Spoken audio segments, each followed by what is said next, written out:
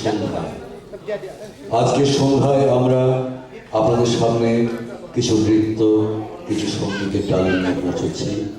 আপনারা যেভাবে নেবেন আমরা সেভাবেই আপনাদের কাছে পৌঁছে যাব।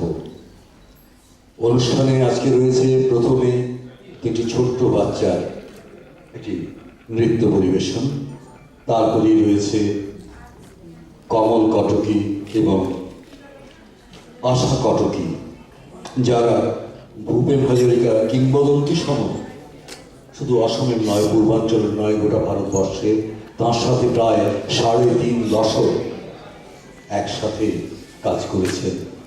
আমার ধারণা আগামীতেও তারা ভূপেনের ধ্বজা নিয়ে এগিয়ে যাবেন, দীর্ঘ পথ চলা তাদের বাকি।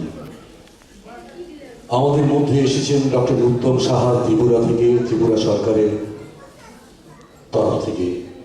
তিনি লোকসঙ্গীত আপনাদেরকে শোনাবেন। পেশায় তিনি ডাক্তার, কিন্তু গান তার অন্তরের ধন। লোকসংস্কৃতি একাডেমি তিনি স্থাপন করেছেন ত্রিপুরাতে, এটি তার অন্তরের টানে। আর আমাদের আজকে শেষ শিল্পী এবং 1 বছরের জন্য আবার আপনাদের পথ চেয়ে বসে থাকার এই মাঝখানে যিনি আসবেন তিনি হচ্ছেন নচিকেতা।